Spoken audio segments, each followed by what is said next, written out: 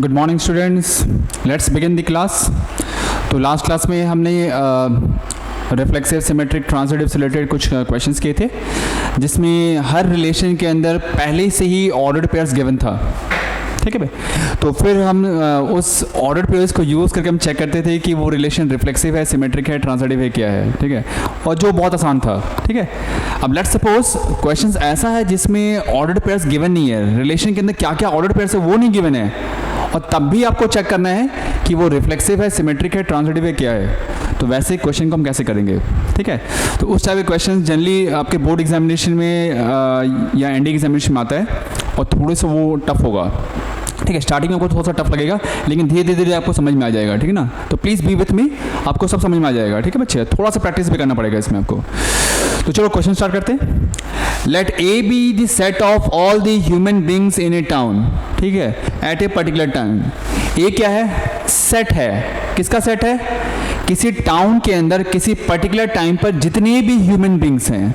ठीक है, जितने भी ह्यूमन बींग्स हैं किसी टाउन के अंदर किसी टाइम पर, उसको बोल दिया सेट ए। ठीक है, तो इस सेट ए के अंदर क्या है? सारे ह्यूमन बींग्स हैं, ध्यान रखना बच्चे। ठीक है, check whether R which is defined on set A. ये जो आर एक रिलेशन है जो सेट ए पर डिफाइंड है। सेट ए का मतलब set A to set A. यहाँ भी सारे ह्यूमन बींग्स हैं किसी टाउन के अंदर, यहाँ भी सारे ह्यूमन बींग्स हैं उसी टाउन के अंदर। ठीक है, ये दोनों सेम टू सेम है। ठीक है बच्चे, तो check whether the relation is reflexive, symmetric and transitive. Relation का डेफिनेशन क्या है? रिलेशन का डेफिनेशन है कि रिलेशन के अंदर वो ऑर्डर्ड पेयर होगा x, y।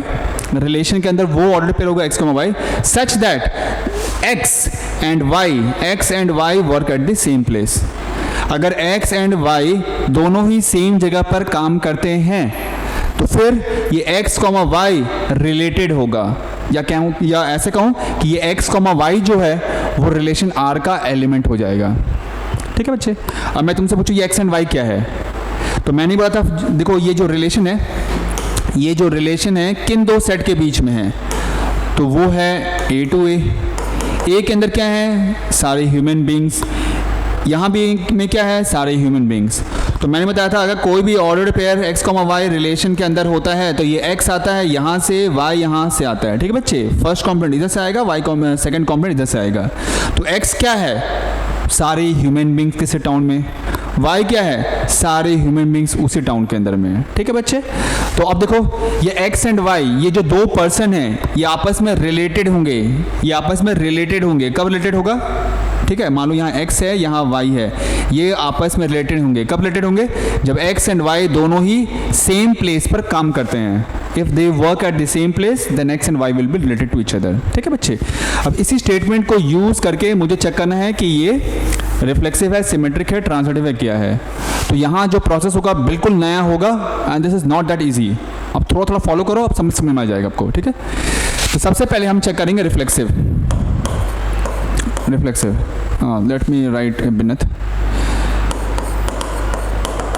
रिफ्लेक्सिव। ठीक है, तो क्या करेंगे सबसे पहले रिफ्लेक्सिव के क्या करेंगे, तो रिफ्लेक्सिव के लिए हम लेंगे सिर्फ एक एलिमेंट। क्या लेंगे बच्चे? सिर्फ एक एलिमेंट लेंगे। एलिमेंट कहाँ से? सेट ए से। फिर से कह रहा हूँ, रिफ्लेक्सिव में क्या लेंगे? हम सिर्फ एक एलिमेंट लेंगे। वो एलिमेंट आता कहाँ से है? एलिमेंट हमेशा आता है सेट से। कहाँ से आता है बच्चे? सेट से आता है। तो बोलेगा सर ये एलिमेंट क्या बोल रहे हो अब, ये क्या चीज़ आ गया? तो आप रिफ्लेक्सिव का डेफिनेशन देखना, मैंने बताया था कोई भी रिलेशन रिफ्लेक्सिव कब होता है? अगर a, belongs to R for all a belongs to set A। अगर ये स्मॉल a सेट A का एलिमेंट है, स्मॉल a सेट A का एलिमेंट है, तो अगर R रिफ्लेक्सिव रिलेशन है तो उसके अंदर a, a ऑर्डर्ड पेयर बनना चाहिए। मैं फिर से कह रहा हूँ, अगर R एक रिलेशन है जो सेट A पर डिफाइंड है, सेट A के अंदर अगर ये स्मॉल a एलिमेंट है, तो अगर इस R को रिफ्लेक्सिव होना है तो उसके अंदर ये a, a ऑर्डर पेयर होना चाहिए।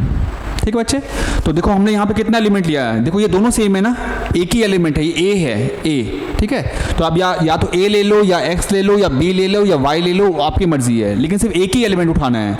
कहाँ से उठाना है? सेट से उठाना है, हमेशा सेट से उठाना है। ठीक है बच्चे, तो रिफ्लेक्सिवली क्या करेंगे, हम सिर्फ एक एलिमेंट निकालेंगे सेट a से। यहाँ सेट का नाम a है। ठीक है बच्चे, तो चलो स्टार्ट करते हैं।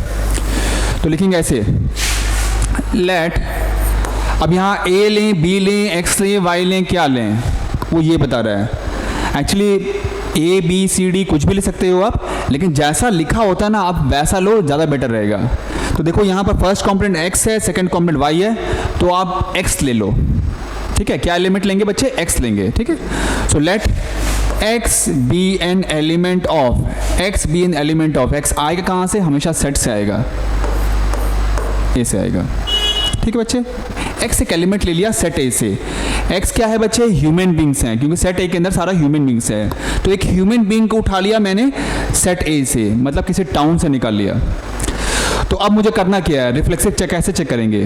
तो रिफ्लेक्सिव चेक करने के लिए हम क्या करेंगे, इस वाले स्टेटमेंट में x को तो x छोड़ दो, y को रिप्लेस कर दो x से।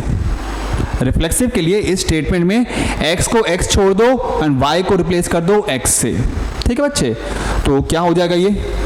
तो लिखेंगे x and x work at same place,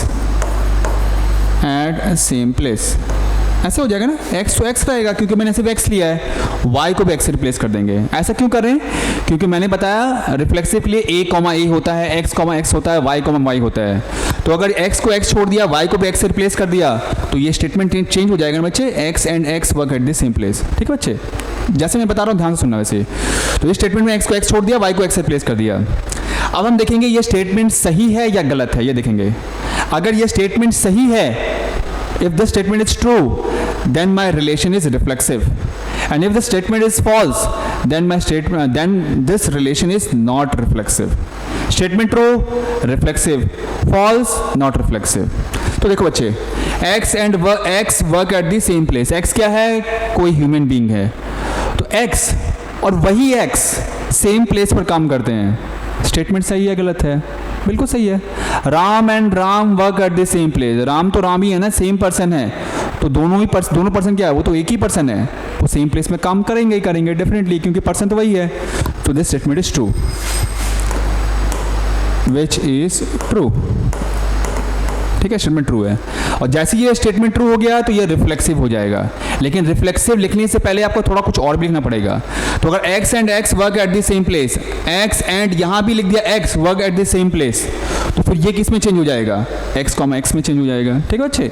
तो अगर x and x work at the same place, अगर मैं यहाँ x लिखूंगा तो ऑब्वियसली यहाँ भी x हो जाएगा।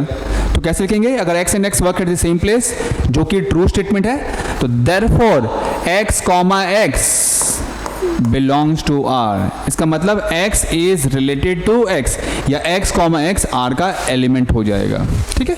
तो मैंने बोला जब ये ट्रू होगा तो आप ऐसा लिखोगे x, x belongs to R। अगर फॉल्स हो जाएगा तो मैं लिखूंगा x, x does not belong to R। अब क्योंकि x, x belongs to R हो गया, तो मैंने बोला था अगर a, belongs to R है तो रिफ्लेक्सिव हो जाएगा। सिमिलरली अगर x, x belongs to R है तो ये रिलेशन हो जाएगा रिफ्लेक्सिव। तो देयरफॉर R is रिफ्लेक्सिव या रिफ्लेक्सिव रिलेशन, ठीक है। मैं रिफ्लेक्सिव लिख रहा हूँ, चलो लिख लेता हूँ रिलेशन, भूल ना जाओ, है ना बच्चे। ऐसे करेंगे। अब ठीक है बच्चे, धीरे समझ में आ जाएगा, आपको वेट करना, थोड़ा पेशेंट हो सको। अब नेक्स्ट देखेंगे हम सिमेट्रिक। पहले हेडलाइन लिख लेते हैं, symmetric.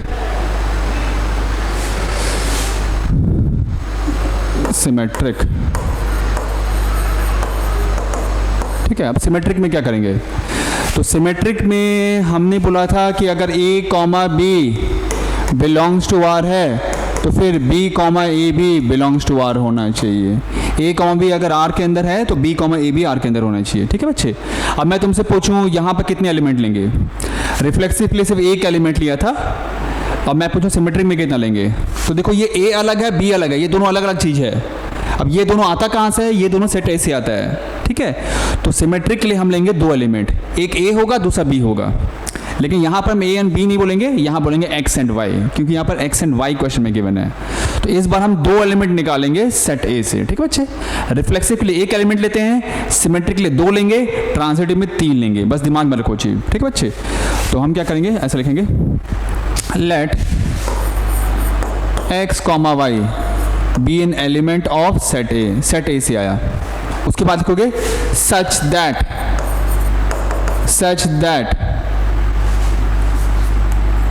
Such that x, y belongs to R। हमने x एंड y इस तरह से दो एलिमेंट लिया सेट ए से कि सच दैट कि x एंड y आपस में रिलेटेड है। कोई भी रिलेशन सिमेट्रिक कब होता है? तो मैंने बोला था अगर a, b है, मान लिया a, b है, ये है इसके अंदर में, तो फिर मुझे ये चेक करना है कि b, a होना चाहिए। ठीक है, तो पहले ये एज्यूम करना पड़ेगा ना, ये होना ही चाहिए, ये तो होना ही चाहिए, तभी जाकर हम देखेंगे कि इसका उल्टा है या नहीं है। तो मैंने क्या किया, यहाँ पर x एंड y दो एलिमेंट ले लिया इस तरीके से कि ये x, y R में है, रिलेशन R में है, ये मान के चल रहे हैं, ट्रू मान के चल रहे हैं। और फिर हम चेक करेंगे कि इसका उल्टा y, x भी R में है या नहीं है, ये चेक करना है। तो अगर x, y रिलेशन में है और हमने ये दिखा दिया या प्रूव कर दिया या ये शो कर दिया कि y, x भी R में है, रिलेशन R में है, तो वो हो जाएगा सिमेट्रिक रिलेशन। ठीक है, और अगर x, y R में है लेकिन इसका उल्टा y, x R में नहीं है, तो वो सिमेट्रिक रिलेशन नहीं होगा। ठीक है बच्चे, तो हमें हमेशा ऐसे लिखना है, let x, y belongs to A such that x, y belongs to R। तो अगर x, y belongs to R है, x, y रिलेशन R में है, तो फिर क्या लिखेंगे? देखो बच्चे, तो अगर x, y रिलेशन R में है, अगर x, y R में है, तो फिर आपको स्टेटमेंट लिखना है। क्या लिखना है बच्चे? ये स्टेटमेंट लिखना है। तो अगर x, y is an element of R, तो x and y work at the same place, ये आप लिखोगे। इसके बाद तो therefore x and y work at the same place, क्योंकि x, y रिलेटेड है या रिलेशन R में है, तो ये स्टेटमेंट तो होगा ही होगा, वही तो लिखा है। अगर x, y R में है, तो फिर x and y work at the same place है। मुझे क्या चेक करना है? मुझे चेक करना है कि y, x belongs to R है या नहीं है, इसका उल्टा। तो उसके लिए क्या करेंगे? कुछ नहीं, ये स्टेटमेंट अगर ये ट्रू है तो ये भी ट्रू है, तो मुझे ये दिखाना है कि इसका उल्टा स्टेटमेंट भी ट्रू होना चाहिए। उल्टा मतलब y, x belongs to R। ठीक है, तो अगर y, x belongs to R कब होगा? y, x belongs to R कब होगा? जब y and x worked at the same place. देखो बच्चे, यहाँ पर अगर लिखा है कि x, y belongs to R, तो फिर पहले x लिखा है एंड y बाद में लिखा है work at the same place. तो मैं पूछूं अगर y, x belongs to R होगा, तो अगर यहाँ y लिखा है, यहाँ x लिखा है, तो यहाँ y हो जाएगा, यहाँ x हो जाएगा, है ना बच्चे? तो समझाने के लिए कर रहा हूँ यहाँ पर कि अगर y, x belongs to R होगा, तो स्टेटमेंट क्या आ जाएगा? y and x work at same place, ये हो जाएगा बच्चे। तो हमें क्या करना है? पहले इस स्टेटमेंट को यूज करके यहां तक पहुंचना है। ठीक है, और जैसे अगर मैं यहां तक पहुंच गया, तो उसके बाद हम ये चीज लिख देंगे बच्चे। समझ में आ रही बच्चे? पहले x, y belongs to R लिखोगे, फिर इसका कॉरस्पॉन्डिंग स्टेटमेंट लिखोगे जो क्वेश्चन में है, और फिर क्या करना है? हमें यहां से लेकर यहां तक पहुंचना है, यहां से लेकर यहां तक। शॉर्टकट में बताता हूं कि हमें इस स्टेटमेंट को यूज करके इसका उल्टा करना है। उल्टा का मतलब y यहां आ जाए, x यहां आ जाए, ये यूज करना है। तो अगर ये स्टेटमेंट को यूज करके हम उसका उल्टा दिखा देते हैं कि y and x work at the same place, तो फिर हम लिखेंगे y, x belongs to R, ये लिख देंगे बच्चे। ठीक है, तो अब तुमसे पूछ रहा हूं, अगर x एंड y दो पर्सन हैं जो सेम प्लेस पे काम करते हैं, तो y एंड x भी सेम प्लेस में काम करेंगे कि नहीं करेंगे? जैसे Ram and Shyam work at the same place, तो if I ask you Shyam and Ram work at the same place, yes और नो? कॉमन सेंस, होगा ही होगा। तो दिस इंप्लाइज, डायरेक्ट लिख दो, y and x work at the same place. तो y and x भी सेम प्लेस पे काम करेंगे। अगर x and y same place पे काम करें, तो y and x same place पे काम करें। तो हम यहाँ से लेकर यहाँ तक पहुँच गए बहुत आराम से। और जैसे यहाँ पहुँच गए, तो मैंने क्या बोला था? अगर मैं इंटरचेंज करने पर ये स्टेटमेंट आ गया, y इधर आ गया, x इधर आ गया, तुरंत लिखोगे आप, this implies y, x belongs to R, y, x belongs to R। ठीक है, स्टार्ट कहाँ से किया था? यहाँ से किया था, देखो यहाँ से स्टार्ट किया था। तो फिर लिखेंगे since x, y belongs to R। अगर x, y belongs to R है, तो हमने दिखा दिया इसका उल्टा y, x belongs to R है। फिर से बोल रहा हूँ, हमने स्टार्ट यहाँ से किया था कि अगर x, y belongs to R है, तो हमने इसको यूज करके ये दिखा दिया कि इसका उल्टा y, x belongs to R है। ठीक है। अगर x, y अगर r का एलिमेंट है तो हमने दिखा दिया कि y, x also element of r है, तो hence r is symmetric, therefore r is symmetric relation. ठीक है बच्चा, अभी क्वेश्चन करूंगा, समझ में आ जाएगा धीरे धीरे सब कुछ। ओके, इसके बाद नेक्स्ट ट्रांजिटिव।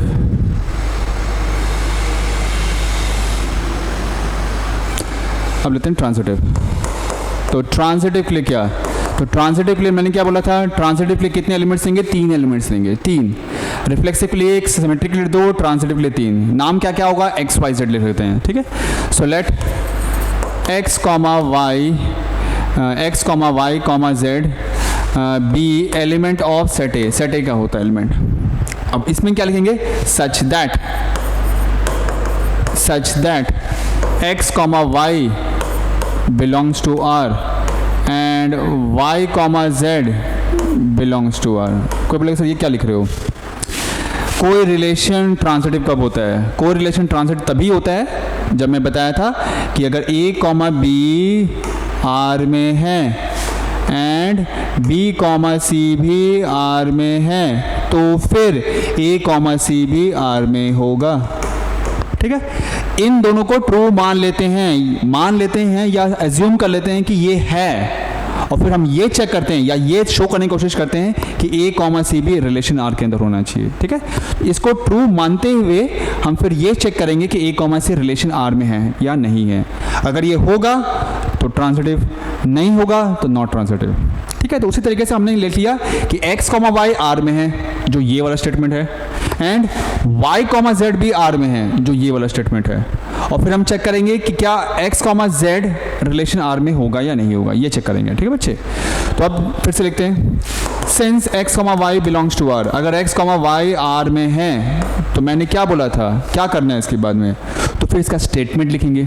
क्या लिखेंगे बच्चे, स्टेटमेंट लिखेंगे। स्टेटमेंट क्या है, अगर x, y belongs to R तो x and y work at same place. तो x and y same place पर काम करते हैं, क्या लिखा था ऊपर, इसको बोल दिया पॉइंट नंबर 1। ये सब ट्रू मानेंगे, ये ट्रू स्टेटमेंट है। ठीक है, क्योंकि इसको एज्यूम करना है कि ट्रू है। Similarly y, z belongs to R, ये लिखेंगे, since y, z belongs to R, तो फिर क्या हो जाएगा, देखो x की जगह y आ गया, y के साथ z आ गया, तो यहाँ भी x की जगह y आ जाएगा, y की जगह पर z आ जाएगा। बस समझ में आ रहे बच्चे ना। तो this implies y and z work at same place. इसको बोल दिया स्टेटमेंट नंबर 2। ये 1 and 2 हमेशा ही सही होगा, हमेशा ही सही है, इसको एज्यूम करना है ये सही है, मान लिया। और फिर क्या दिखाना है या चेक करना है कि ये a, c भी जो है वो R का एलिमेंट होना चाहिए। ठीक है बच्चे, तो अगर x, y belongs to R है, y, z belongs to R है, तो मुझे क्या दिखना है कि x, z भी R का एलिमेंट है या नहीं है। हो गया तो ट्रांजिटिव, नहीं हो गया तो नॉट ट्रांजिटिव। ठीक है बच्चे, तो क्या करेंगे इसके लिए, अब थोड़ा सा चेक करते हैं, थोड़ा उठाते हैं इसको ऊपर। ओके, तो ये दो तो मेन चीज़ कर दिया, ये तो हर बार लिखना है ऐसे करके। अब मुझे क्या चेक करना है, मुझे ये चेक करना है कि x, z belongs to R। तो अगर x, z belongs to R है, मान लो ये दिखाना है मुझे, अगर ये है तो फिर स्टेटमेंट क्या होगा, तो स्टेटमेंट क्या होगा कि x, देखो अगर यहाँ x लिखोगे यहाँ z लिखोगे तो स्टेटमेंट क्या आ जाएगा, x and z work at same place, work at same place. तो करना क्या है ना, क्योंकि ये दो स्टेटमेंट को हमने ट्रू मान लिया है, इन दोनों को यूज करके मुझे ये चेक करना है कि क्या x and z work at the same place, yes और नो। ठीक है ना, अगर x and y same place पे काम करते हैं, y and z भी सेम प्लेस पे काम करते हैं, तो मुझे ये चेक करना है कि क्या x and z भी सेम प्लेस पर काम करते हैं या नहीं करते हैं। अगर है तो फिर हम ये वाला स्टेटमेंट लिख देंगे और ये रिलेशन हो जाएगा ट्रांजिटिव। और अगर नहीं है, अगर x and y same place पे काम करते हैं, y and z same place पे काम करते हैं, तो अगर x and z same place पे काम नहीं करते हैं तो ये x, z does not belong to R हो जाएगा और ये रिलेशन ट्रांजिटिव नहीं होगा। तो अब common sense, x and y एक जगह काम कर रहे हैं y एंड z भी सेम जगह काम कर रहे हैं, ठीक है, x and y same place पे काम कर रहे हैं, y एंड z भी सेम प्लेस पे काम कर रहे हैं, ठीक है, x एंड y यहाँ, y एंड z यहाँ। तो अब मैं तुमसे पूछूं x एंड z भी सेम प्लेस में काम करेंगे कि नहीं करेंगे? तो देखो y यहाँ भी है, y यहाँ भी है, तो x एंड y अगर रूम 1 में काम कर रहे हैं तो y एंड z भी रूम 1 में ही काम कर रहे होंगे। क्यों कर रहे होंगे? क्योंकि y तो सेम पर्सन है बच्चे। तो अब मैं तुमसे पूछ रहा हूँ x and y work at the same place, y and z work at the same place, तो क्या x एंड z भी सेम प्लेस पे काम कर रहे होंगे? नहीं कर रहे होंगे? डेफिनेटली सेम प्लेस पे काम कर रहे होंगे, सेम ऑफिस में काम कर रहे होंगे, ठीक है। तो हम बस डायरेक्ट लिखेंगे, तो therefore using 1 and 2, therefore by 1 and 2 हम लिख सकते हैं कि x and z work at same place by common sense, ठीक है ना। तो 1 एंड 2 को स्टूडेंट में हम डायरेक्टली बोल सकते हैं कि x एंड z भी सेम प्लेस पे काम कर रहे होंगे, ठीक है ना। तो अब मैंने क्या बोला था, जैसे ही लिखेंगे x and z work at the same place तो इमीडिएटली आपको ये वाला स्टेटमेंट लिख देना है। तो क्या लिखना है statement? Therefore x, z belongs to r, x, z भी रिलेशन r का एलिमेंट है। तो स्टार्ट कहाँ से किया था? यहाँ से स्टार्ट किया था, लास्ट में लिखेंगे, ठीक है। देखो अगर x, y belongs to r है, y, z belongs to r है, तो हमने ये दिखा दिया कि x, z भी बिलोंग्स टू r है, तो इसका मतलब रिलेशन क्या हो जाएगा? ट्रांजिटिव हो जाएगा। लेकिन लास्ट में लिखना है, इसका डेफिनेशन लिखना है ट्रांजिटिव का। कैसे लिखेंगे? Since x, y is an element of r and y, z is also an element of R. So this implies x, z is also an element of R. Hence R is transitive. तो R क्या हो जाएगा बच्चे? Transitive हो जाएगा। समझ में आ रही है? लास्ट में डेफिनेशन लिखना है। स्टार्ट यहाँ से किया और हमने ये वाला दिखा दिया, स्टार्ट यहाँ से किया और हमने ये वाला दिखा दिया, इसलिए ट्रांजिटिव रिलेशन हो जाएगा। तो फाइनली ये रिलेशन है क्या? तो चेक कर लेते हैं। तो ये रिलेशन क्या था? पहला क्या था? ये था रिफ्लेक्सिव और सिमेट्रिक भी है और ये ट्रांजिटिव भी है। तो ये रिलेशन तीनों है, रिफ्लेक्सिव, सिमेट्रिक एंड ट्रांजिटिव। समझ में आई बात बच्चे? नेक्स्ट क्वेश्चन जल्दी से। Okay, question number 2, let A be set of all the human beings in a town at a particular place. फिर से वही, सेट ए के अंदर सारे ह्यूमन बींग्स है, okay. R is a relation defined on set A, R एक relation है जो सेट ए से सेट ए तक है। और R का इस बार डेफिनेशन क्या है? R के अंदर वो ऑर्डर पेयर होगा x, y such that x is wife of y। अगर x y की वाइफ है तो फिर x will be related to y, या x and y will be element of R। एक ही बात है ना, x R से रिलेटेड है या x, y R का एलिमेंट है, एक ही बात है, ठीक है बच्चे। तो चेक करना है ये रिफ्लेक्सिव है, सिमेट्रिक है, ट्रांजिटिव है, क्या है। चलो जल्दी से स्टार्ट करते हैं। So let me start with reflexive. तो रिफ्लेक्सिव के लिए मैंने क्या बोला था? देखो यहाँ कोई ऑर्डर पेयर तो है नहीं, तो जो तरीका मैंने बताया था वही फॉलो करेंगे। तो रिफ्लेक्सिव के लिए मैंने बोला था कुछ एलिमेंट लेना होता है। कितना एलिमेंट लेना होता है? एक ही एलिमेंट लेना होता है। उसका नाम क्या होगा उसको हम देख कर बोलेंगे। तो नाम क्या लेंगे एलिमेंट का? एलिमेंट का नाम बोल देंगे x। एलिमेंट आएगा कहाँ से? हमेशा आता है सेट ए से, ठीक है बच्चे। हर क्वेश्चन में यही करने वाले हैं। So let x be an element of set A, लिख दिया। उसके बाद क्या बोला था? जैसा लास्ट क्वेश्चन में बिल्कुल वैसे ही है। उसके बाद में बोला था कि ये वाला जो स्टेटमेंट है, स्टेटमेंट मतलब ये कॉलन के बाद जो लिखा हुआ है, x को x छोड़ दो, y को रिप्लेस कर दो x से, ठीक है। ये लिख लेंगे, तो लिखेंगे x is wife of x, लिख दिया। उसके बाद क्या बोला था? अगर ये स्टेटमेंट ट्रू है तो रिफ्लेक्सिव, स्टेटमेंट फॉल्स है तो नॉट रिफ्लेक्सिव। तो लिखा x is wife of x। x खुद की वाइफ हो सकती है क्या? कोई पर्सन खुद का वाइफ हो सकता है क्या? नहीं। तो मतलब स्टेटमेंट फॉल्स है, विच इज फॉल्स, फॉल्स हो गया। तो जैसे ही फॉल्स हो गया हमें पता चल गया कि ये रिफ्लेक्सिव नहीं है, लेकिन कुछ तो लिखना पड़ेगा ना। तो कैसे लिखेंगे? जैसे लास्ट क्वेश्चन में लिखा था, तो therefore x, x does not belong to R, x comma X R relation में नहीं है, या x is not related to x, x से रिलेटेड नहीं है, x वाइफ ऑफ x नहीं है। ठीक है बच्चे, अब लिखेंगे therefore r is not reflexive, r reflexive नहीं है ना, क्योंकि x कॉमा एक्स आर में नहीं है तो r रिफ्लेक्सिव नहीं है बच्चे। ठीक है, अब स्टार्ट करेंगे हम symmetric. Let me move this bit upwards.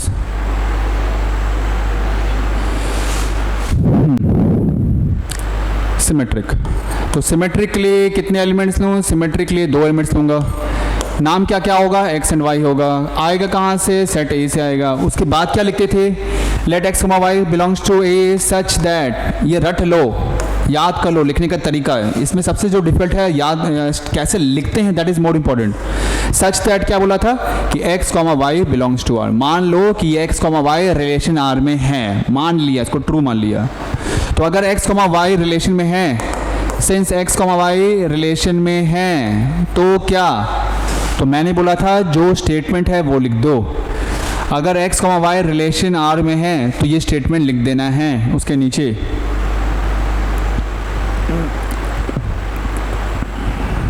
तो दिस इम्प्लाइज क्या? x is wife of y, x is wife of y, है ना। अगर x, y रिलेशन में R में है तो x will B wife of y, वो तो होना ही चाहिए। और इस स्टेटमेंट को ट्रू मान लेंगे। क्या बच्चे? ट्रू मान लेंगे, सही मान लेना है। और फिर क्या चेक करना है? मुझे ये चेक करना है क्या इसका उल्टा स्टेटमेंट सही है नहीं है। उल्टा का मतलब y यहाँ आ जाए और x यहाँ आ जाए, वो सही है या नहीं है। तो मैं तुमसे पूछूं कि Shalini is wife of Ram, Shalini is wife of Ram, तो इसका उल्टा Ram is wife of Shalini, सही है या गलत है? भाई कॉमन सेंस, ये मेल है, ये फीमेल है, ये मेल है, तो फिर ये मेल और ये फीमेल कैसे हो जाएगा? ठीक है ना। If Shalini is wife of Ram then Ram can not be wife of Shalini. ठीक है, तो मतलब अगर x, y R में है तो y, x R में नहीं होगा। ठीक है ना, लेकिन लिखना पड़ेगा। तो since x is wife of since x is wife of y, तो therefore y can not be wife of x, उल्टा नहीं हो सकता बाय कॉमन सेंस। तो क्योंकि इसका उल्टा स्टेटमेंट पॉसिबल नहीं है, since y can not be wife of x, तो हम क्या लिखेंगे? देयरफॉर इसका उल्टा स्टेटमेंट, उल्टा मतलब ये उल्टा, y, x does not belong to R। और अगर ये स्टेटमेंट सही हो जाता, अगर x is wife of y तो y is wife of x, मान लो स्टेटमेंट सही हो जाता, तो मैं लिखता therefore y, x belongs to R। लेकिन उल्टा स्टेटमेंट सही नहीं है तो ये नहीं होगा, y, x does not belong to R होगा। तो x, y रिलेशन R में है लेकिन y, x रिलेशन R में नहीं है, hence this relation is not symmetric. लेकिन नीचे लिखेंगे डेफिनेशन प्रॉपर। तो सिंस यहाँ से x, y belongs to R but y, x does not belong to R, hence R is not symmetric, the not symmetric relation। ठीक है बच्चे, अब लास्ट ट्रांजिटिव। तो ट्रांजिटिव के लिए हाउ मेनी एलिमेंट्स, ट्रांजिटिव के लिए कितने एलिमेंट्स लेंगे? तो मैंने बोला था 3। नाम क्या क्या होगा? यहाँ x एंड y यूज किया गया है तो x, y, z ले लेंगे। तो let x, y, z 3 element ले लिया। आएगा कहाँ से? सेट A से आएगा। उसके बाद लिखते थे सच दैट क्या? Such that x, y belongs to R, या R का एलिमेंट है, and y, z belongs to R। हर क्वेश्चन में यही करने वाले हैं, चाहे x, y हो, a, b हो, लिखना ऐसे ही है। तो x, y, z 3 एलिमेंट लिया A से, सच that x, y relation R में है एंड y, z भी रिलेशन R में है। ठीक है, अब ये चीज़ फिर से लिखेंगे। Since x, y belongs to R, x, y relation R में है, तो फिर इसके बाद में इसका डेफिनेशन लिखते हैं। डेफिनेशन क्या होगा? जो लिखा था क्वेश्चन में कि x is wife of y, x y की वाइफ है, स्टेटमेंट 1। फिर ये वाली चीज़ लिखो यहाँ पर, since y, z belongs to R, y, z relation R में है, तो क्या लिखेंगे? तो y is wife of z, point number 2, ठीक है। और फिर हमें क्या चेक करना है, फिर हमें ये चेक करना है कि x, z belongs to r। हमें ये चेक करना है कि x, z belongs to r में है या नहीं है। फिर से अगर x, y belongs to r है, y, z belongs to r है, ठीक है, ये है, तो हमें क्या चेक करना है कि क्या x, z रिलेशन r में है या नहीं है। x, z रिलेशन r में कब होगा, इसका स्टेटमेंट क्या लिखेंगे कि x is wife of z। अगर x y की वाइफ है, y z की वाइफ है, तो मुझे ये चेक करना है कि क्या x z की वाइफ होगी या नहीं होगी, ये चेक करना है। तो अगर ये होगा तो ये हो जाएगा ट्रांजिटिव, नहीं होगा तो नॉट ट्रांजिटिव। लेकिन यहाँ थोड़ा सा चेंजेस है। क्या चेंजेस है, आप ध्यान से देखो। x is wife of y, x क्या है, y की वाइफ है, ठीक है बच्चे, इसको थोड़ा मिटा देता हूँ। x is wife of y, तो x मेल है या फीमेल है, x फीमेल है। y मेल है या फीमेल है, y मेल है ना। x is wife of y, y male है, x फीमेल है। फिर सेकेंड स्टेटमेंट क्या लिखा है, y is wife of z, y is wife of z, तो y मेल है या फीमेल है, तो y फीमेल है, z क्या है, मेल है। लेकिन ये y तो सेम पर्सन है बच्चे, y तो सेम पर्सन है, यहाँ मेल लिखा है, यहाँ फीमेल लिखा है। ऐसा थोड़ी हो जाएगा कि दोनों कोई पर्सन मेल भी हो गया फीमेल भी हो गया, ऐसा पॉसिबल तो नहीं है ना। तो इसका ये मतलब है कि अगर स्टेटमेंट 1 सही है तो स्टेटमेंट 2 गलत है। इसका मतलब x, y रिलेशन r में है लेकिन y, z r में नहीं है। ये अगर ट्रू है तो ये गलत है। x, y अगर r में है तो y, z रिलेशन r में नहीं है, तो फिर क्या ट्रांजिटिव होगा या नहीं होगा। तो मैंने बोला था अगर x, y है लेकिन मुझे कोई दूसरा ऑर्डर्ड पेयर नहीं मिल रहा है जो y से स्टार्ट हो रहा है, मतलब अगर x, y r में है लेकिन y, z r में नहीं है, तब भी वो रिलेशन ट्रांजिटिव हो जाता है। जो बताया था ना बच्चे, जो एक्सेप्शनल कंडीशन बताया था, अलग से कंडीशन लिखाया था ट्रांजिटिव का, तो यहाँ पर वो चीज़ बन रही है, ठीक है। तो हम क्या लिखेंगे सिंपली बच्चे, सिंस अच्छा y is wife of z which is not possible, तो इसको चेंज कर लेते हैं, यहीं पर चेंज कर लेते हैं। x, y बिलोंग्स टू, तो x is wife of y हो गए, ठीक है। फिर y, z belongs to y, तो y is wife of z which is not possible,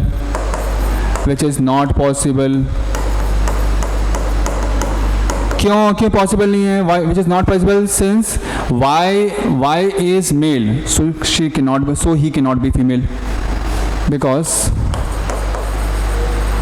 y is a male, so he cannot be a female,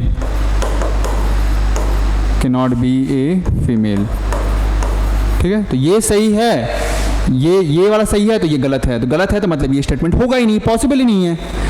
तो therefore y, z does not belong to r, ये होगा ही नहीं है। भले हम इसको true मानते थे लेकिन ये होता ही नहीं है, होगा ही नहीं। तो स्टेटमेंट लिखेंगे, सिंस x, y रिलेशन में है but y, z relation r में नहीं है, हेंस